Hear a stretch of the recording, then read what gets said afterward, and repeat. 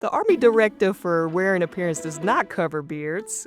That's going to be a different Army directive. The why matters. And when we look at the soldiers of today who are more prone to ask the questions of, Mhm. of why does this matter? Why do I have to do it? Also take that back into like broader leadership. When we conduct leadership development seminars and when we teach leadership, we always teach them to come back to the why. And when we go through selection processes, who's like when you go to SFQC or you go to Ranger Battalion selection, or even in basic training, for everybody coming into the Army, we're testing things like resiliency and adaptability. How does somebody bounce back when things don't go well? And if you don't have your why, then Mhm. you can't make quick corrections to get back in the game. So when we look at the why does it really matter from your perspective, having just come out of the division?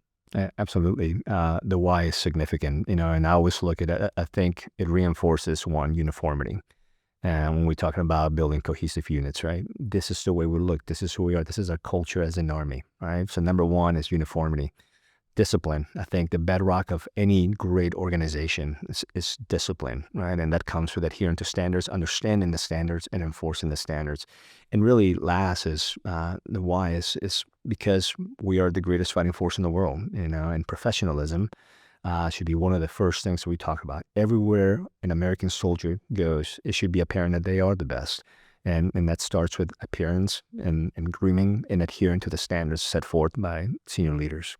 Yeah, absolutely. And I'll add a little bit to that. So it's also one of those things where we have to remember that we're a part of something bigger than all of us, right? We're committed.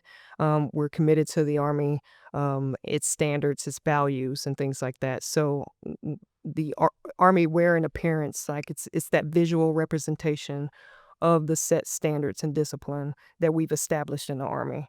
And so when reflecting on this policy and we're going through it, we're constantly reflecting on the why as we write everything else, in regards to the personal appearance and the body composition portions of it. It's just that reflection that, hey, this is something that's way bigger than you, and we're basically going to describe the visual representation that we want to reflect Army standards. Yeah. So you talked about the process that you had to go through, and when we were here a few months ago talking about the PT test, and we kind of dug into that and the amount of research that has to go into these things. So, I mean, what did you bring in to support? What, I guess, and who did you bring in to support the analysis in each one of these domains? Because I mean, if you break out AR 670-1, it's not like it's 5 pages. I mean, this is an extensive regulation. It's broken up into a lot of different subsections. Mhm. So how do you go through that analysis, and what data are you pulling to actually understand that? Right. So a lot of the information came from the expired Alaracs and needing to legitimize the expired thing, these liberties that we were given from the Alaracs. We needed to legitimize that, right? I'll give you an example, the Ike jacket, right? Um, when you're wearing all of your awards on your Ike jacket, yeah, that's fine, but no one really knew how to wear it. You'd see the Army senior leaders out front already wearing the Ike jacket with a minimum of 6 ribbons. We didn't have that in policy, so we had to go back and legitimize some of these things and say, yeah, that's exactly what we want. That's the intent, but it's not written anywhere to say that we can. So in a lot of ways, it was kind of cleaning up the fact that we had been doing some things, but there was nothing written in policy. So going back and realizing that, and then talking to the stakeholders. Who are the stakeholders? It depends on the subject, right? Because we got many things.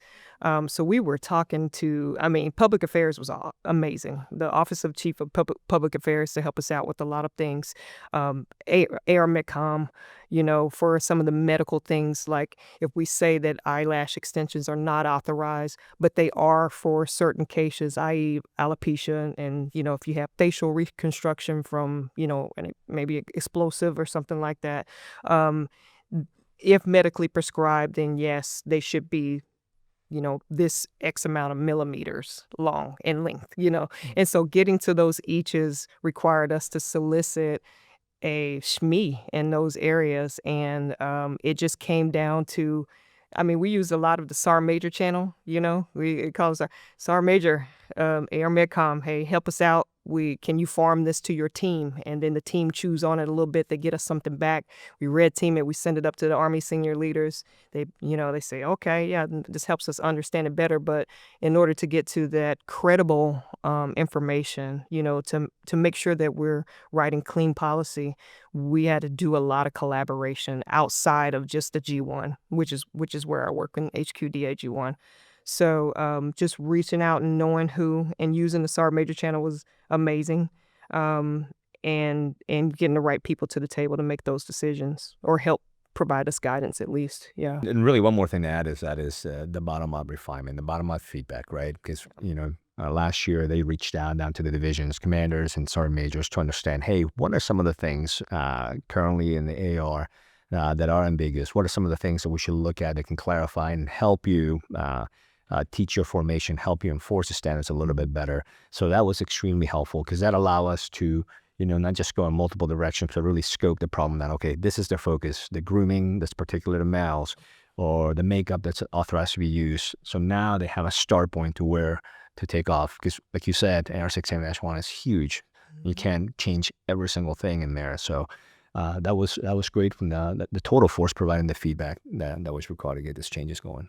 Yeah, absolutely. We got a lot of senior leader feedback. I mean, the G1, Lieutenant General Eifler, he sent it to his, G1 crew, of folks that, trusted, experienced, leaders that say, hey, poke holes through this. We want you to, ask why and why you did some of this stuff. Provide us feedback that we can consider, that we can re-articulate in policy.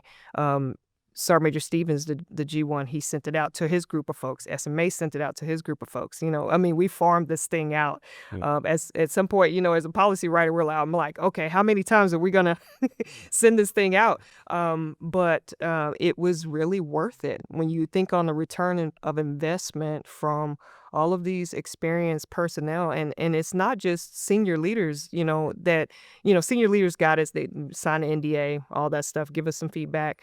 But the policy team in general, myself and my battle buddy who co-authored this, Sergeant Major Urzua, we kind of informally socialize some of these things just in our office with civilians and, personnel, and say, hey, if the Army were to change, this about this grooming standard, what do you think about that? And even I asked a couple of Sergeant E5 staff sergeants, just their thoughts, and hey, would you understand this if this was a thing? Oh yeah, and just kind of informally socializing this so that we can see, just so we can gauge, are we on target, and does this align? Is the comprehension there?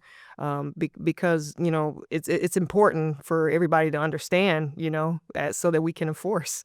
And then the fact that we have it to where all ranks can provide on-spot corrections, we need them to be able to understand the directive in order to do that, to carry that out. So, What about beards? what about beards? Yeah.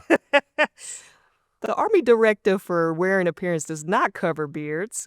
That's going to be a different Army directive. Yeah, beards is not covered in this directive for 670-1, the wear and appearance in ABCP. But we do have an executive order and an AD and potential FRAGO that's going to release for beards that comes out of the policy section as well. So.